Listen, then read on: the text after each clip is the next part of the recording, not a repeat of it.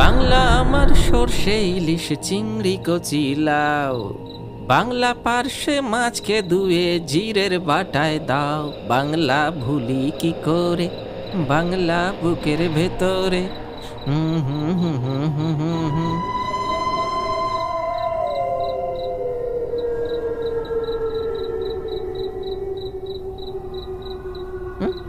কি ব্যাপার?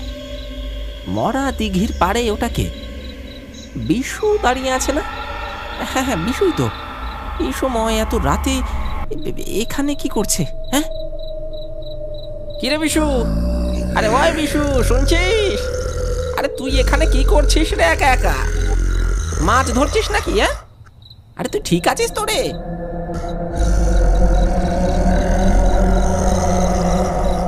কি হলো?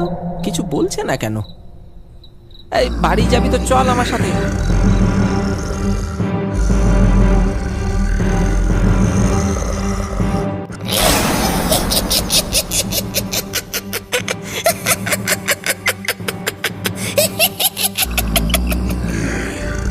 ও মা গো, বাবারে, এ তো বিশু নয়, এ যে ভূত।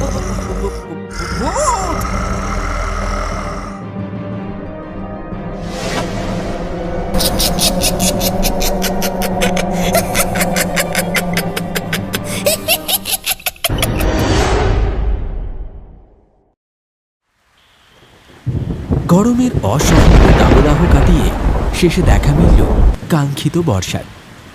দিন রাতের কোনো ঠিক ঠিকানা নেই। কখন যে বৃষ্টি নামে আর কখনই বা থামে তার কোনো হদিশ মেলে না।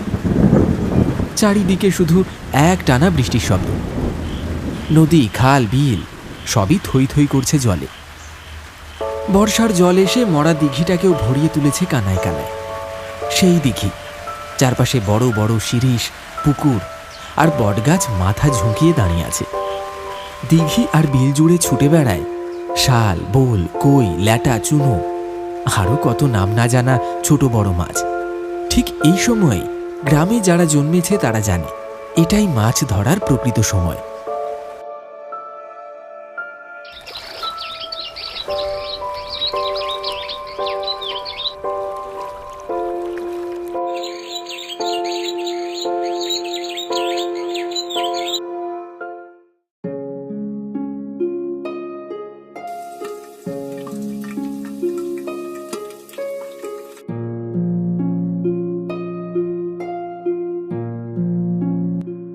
কি ব্যাপার রে নরেন, মুখটা এমন গোমড়া করে বসে আছিস কেন? কিছু হয়েছে নাকি? হবে না? পাড়ার সবাই এই বর্ষাকালে কি দারুণ মাছ ধরছে বলো তো। আজ সকালে দেখলাম পল্টু একটা এত বড় শোল মাছ ধরে এনেছে, আর আমি শুধু বসে বসে ওদের গল্প শুনে যাব। আর তুমি বলো না মা, এমন মাছ দেখে চুপচাপ ঘরে বসে থাকা যায়? শোন বাবা, মাছ ধরতে আমি তোকে মানা করছি কারণ তোর ভালোর জন্যই। ভুলে গেছিস আগের বছর কি হলো? জল থেকে ফিরে এসে কি কাঁপুনি দিয়ে জ্বরে পড়েছিলি। এবার আর না, তুই কোথাও যাবি না। কানের ওপর দিয়ে গেলেও শুনে রাখ, না মানে না। না, শুনলাম না। আমি ঠিক বিকেলে মাছ ধরতে যাব। তুমি না চাইলেও এবার আমি যাবই। দেখো মা, এবার যখন মরা দিঘির থেকে এত বড় বোয়াল মাছ আর শোল মাছটা নিয়ে ঢুকবো, তখন তুমি দাঁড়িয়ে দাঁড়িয়ে দেখবে, বুঝলে? কি বললি? মরা দিঘি যাবি? একদম না রে, ওই দিকে পা দিস না। তুই জানিস না, সবাই বলে ওই দিঘির পাড়ে নাকি ভূত আছে, অশরীরী আছে। অনেক লোক তো দিনে দুপুরেও ওই পার মারায় না। সেই দিঘিতে যাবি তুই? উফ মা, ভূতের গল্প এসব তুমি কবে ছাড়বে বলো তো? আর তুমি তো বলো যেখানে কেউ যায় না বড় মাছ তো সেখানে গিয়েই জমে। যাবো মা, আমি আজই যাব। তুই যাই বলিস নরেন, আমার মনটা যেন কেমন কু ডাকছে আজ সকাল থেকেই। এই বৃষ্টির দিনে ওই দিকটায় যাস না বাবা। একবার না হয় মাছের লোভ ছাড়। আরে আমি কি কোনো ছোট ছেলে নাকি মা? আমার সাথে যাবে হাদু। আমরা একসাথে গিয়ে মাছ ধরে ফিরবো। তুমি শুধু শুধু ভয় পেও না, আমি ঠিক ফিরে আসবো, অনেক অনেক মাছ নিয়ে আসবো। নরেনের বয়স হয়েছে বটে, কিন্তু বর্ষা এলে এখনো ছুটে যায় পুকুরে, খালে, বিলে মাছ ধরতে। শৈশবটা যেন আবার ফিরে পায় সে। সেই ছেলেবেলার মতো আজও চাটুনি জাল কাঁধে নিয়ে হেঁটে হেঁটে যাচ্ছে সে মরা দিঘির দিকে। সাথে যাবে তার বন্ধু হাদু।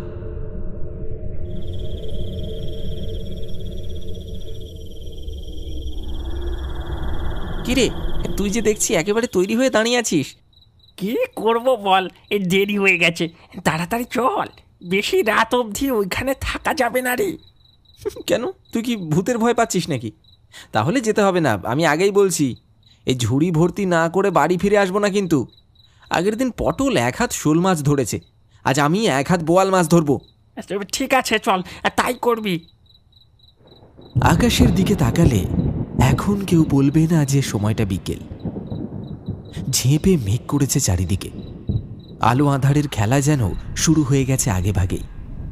হাতে জাল নিয়ে নরেন আর হাদু বেরিয়ে পড়েছেন। গন্তব্য মরা দিঘি। এই দিঘিটা তাদের বাড়ি থেকে বেশ খানিকটা দূরে, গ্রামের একেবারে শেষ প্রান্তে। যখন নরেন ছোট ছিল তখন দাদু আর বাবা প্রায়ই এই দিঘিতে মাছ ধরতে আসতো। সেই সময়ের স্মৃতি এখনও তার চোখে ভাসে।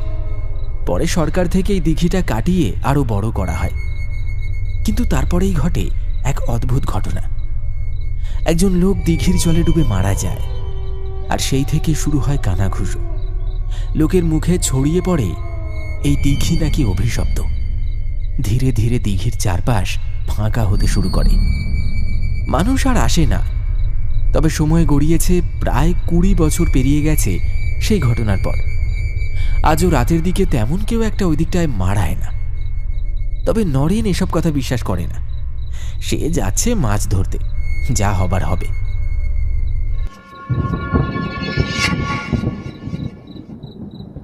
বাপরে, মনে হচ্ছে এক্ষুনি বৃষ্টি নামবে। হাদু, ওই দেখ, দুটো ডিঙি বাঁধা আছে। চল, তুই একটা নে, আমি একটা নিই, ওটাতে উঠেই মাছ ধরি। হ্যাঁ রে, দারুণ আইডিয়া। তুই ওই দিকটা ধর, আমি এই পাশে থাকি। মাছ ধরা হয়ে গেলে একসাথেই বাড়ি ফিরবো, ঠিক আছে? তারপর দুজনেই নিজেদের আলাদা নৌকা নিয়ে নামল দিঘিতে। হাদু একদিকে, নরেন ঠিক উল্টো দিকে চলে গেল মাছ ধরতে।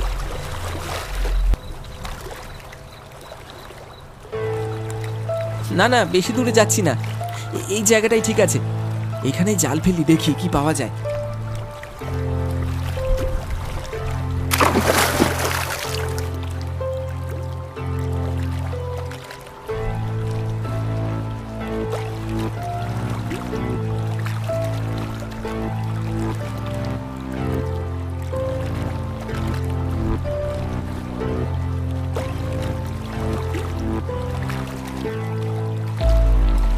ওরে বাবা, এত মাছ!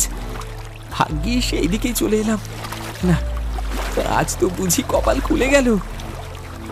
হাদু আর নরেন দুজনেই নিজের মতো করে ব্যস্ত মাছ ধরায়। নরেনের যেন আজ ভাগ্য ফিরেছে। প্রচুর মাছ উঠছে তার জালে। একটার পর একটা মাছ তুলছে আর ঝুড়িতে ভরছে। তবে তার সঙ্গে সঙ্গে তার চোখে মুখে লোভটা যেন ক্রমেই বেড়ে চলেছে। অন্যদিকে চারপাশের পরিবেশটা যেন হঠাৎ করে পাল্টে যাচ্ছে। হাওয়াটা থেমে গেছে, পাখির ডাক বন্ধ, আকাশটা রং বদলাতে শুরু করেছে। নীরবতা এমন গভীর যেন শ্বাস বন্ধ হয়ে আসে।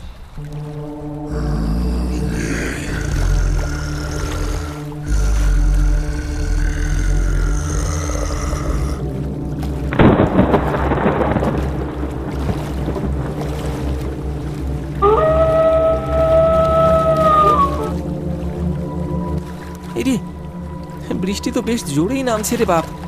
না না না না, মা তো বারবার বারণ করেছিল, যাই পাড়ে গিয়ে কোনো গাছতলায় দাঁড়াই। মাছ তো মোটামুটি পেয়ে গেছি। আকাশ হঠাৎ করেই কালো করে ঝেঁপে এলো। মেঘের গর্জনে চারিদিক কেঁপে উঠল। বৃষ্টি নামার আর সময় বাকি নেই। নরেন চারপাশে তাকালো, কিন্তু হাদুর দেখা নেই কোথাও। সে বুঝতেই পারেনি কখন মাছ ধরতে ধরতে নদীর এতটা মাঝ বরাবর চলে এসেছে। এরে, আমি তো অনেকটাই দূরে চলে এসেছি। আর হাদু কোথায় গেল রে? সেই ব্যাটা তো একেবারেই চোখে পড়ছে না, নাকি লুকিয়ে পালিয়ে গেল? দাঁড়া দাঁড়া, যদি বাড়ি গিয়ে থাকে তাহলে ঘরে গিয়েই কষিয়ে কয়েকটা গালি ছাড়বো। আমাকে একা রেখে চলে গেল ব্যাটা। ধুর, বৃষ্টিটাও তো কমছে না, সন্ধেও হয়ে আসছে। এতগুলো মাছ নিয়ে ফিরতে হবে, সন্ধেবেলায় আবার মাছ নিয়ে গেলেও সমস্যা। কি যে করি। আকাশের অবস্থা তখন বড্ড বেগতি। কালো মেঘে ঢাকা পুরো দিগন্ত, ঝমঝম করে নামছে বৃষ্টি। নরেন দৌড়ে আশ্রয় নিয়েছে এক বিশাল পুরনো গাছের নিচে। চারিদিক নিস্তব্ধ, একটা পাতা পর্যন্ত নড়ছে না, কেউ নেই আশেপাশে।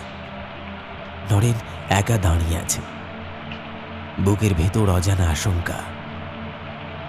বৃষ্টির মাঝে ব্যাঙগুলো যেন আরো বেশি কর্কশ স্বরে ডাকছে, আর দূরে কোথাও শোনা যাচ্ছে একের পর এক শেয়ালের ডাক।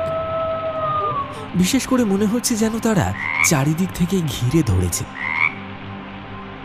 ঠান্ডা হাওয়ার ঝাপটা নরেনের ঘাড় বেয়ে সারা শরীরে কাঁপুনি তুলে দিচ্ছে। তার পায়ের নিচে কাদা, মাথার উপর গাছের পাতায় টিপটিপ বৃষ্টির শব্দ। চারপাশটা যেন ধীরে ধীরে গ্রাস করে নিচ্ছে অন্ধকার। গাটা কেমন ঝমঝম করতে থাকে তার।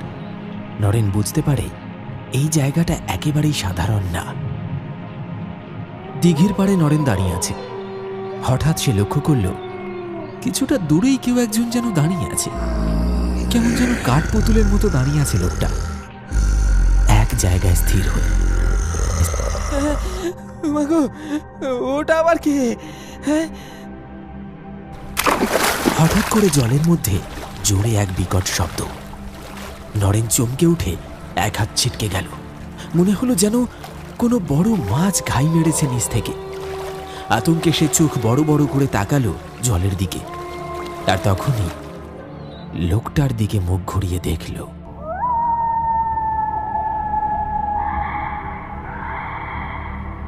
কি, লোকটা কোথায় গেল? হ্যাঁ, কোথায় গেল লোকটা? চোখের পলকেই সেই লোকটা হাওয়ায় মিলিয়ে গেছে। চারপাশে তাকিয়ে দেখল নরেন, কোথাও কেউ নেই। এক ফোঁটা জল পড়ার শব্দও নেই। বাতাসটুকু থমকে গেছে যেন। বুকের ভেতরটা কেমন যেন ফাঁকা লাগলো। হৃৎপিণ্ডটা যেন বেজে উঠল কানে কানে। মাটিতে পড়ে থাকা মাছ ভর্তি ঝুড়িটা কাঁপা হাতে মাথায় তুলে নিল নরেন। বাড়ির দিকে পা বাড়াতেই হঠাৎ তার চোখ পড়ল সামনের একটা পুরনো গাছের দিকে। গাছের মোটা গুঁড়ি বেয়ে এক পা করে নেমে আসছে একটা ছায়ামূর্তি। তার চেহারা অদ্ভুত বিভীষিকাময়, চোখ মুখ ফ্যাকাশে, যেন রক্ত শুষে নেওয়া দেহ, আর চোখের মণিগুলো রক্তবর্ণে জ্বলছে ঠিক যেন আগুনের ফুলকি। ওটা কোনো মানুষ হতে পারে না। নরেনের সারা শরীরে রক্ত যেন হিম হয়ে গেল। হাত পা ঠান্ডা হয়ে আসছে তার। একটা অজানা স্রোত বুকের ভেতর চেপে বসেছে। কি রে বেটা, তোর ঝুড়িতে কি আছে? মাছ? মাছ নিয়ে বাড়ি যাচ্ছিস? দে না রে, দে দুটো মাছ। কতদিন মাছের স্বাদ পাই না। নরেন কি করবে কিছু বুঝতে পারছে না। প্রাণের ভয়ে ঝুড়ি ভর্তি মাছ ফেলে দিয়ে সেখান থেকে দৌড় লাগালো নরেন।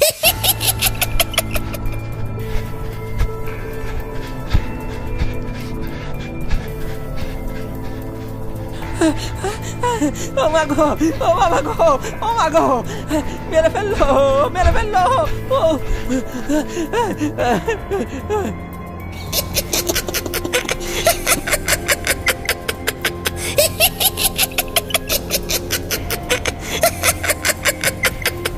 ছুটতে ছুটতে একসময় অনেক দূরে চলে আসে নরেন।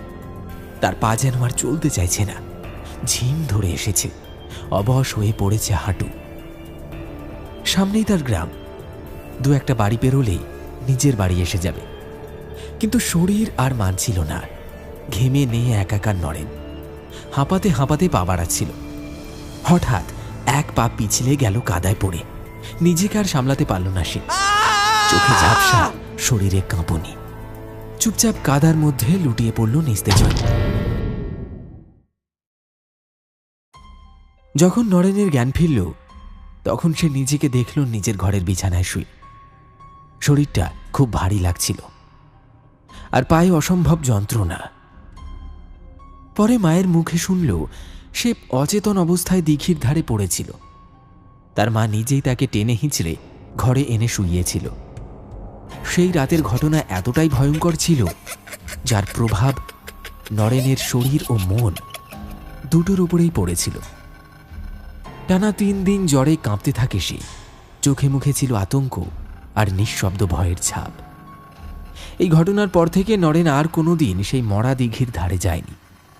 মাছ ধরা তো দূরের কথা, সেই দিঘির নাম শুনলেই কাঁপুনি ধরে ওর গায়ে।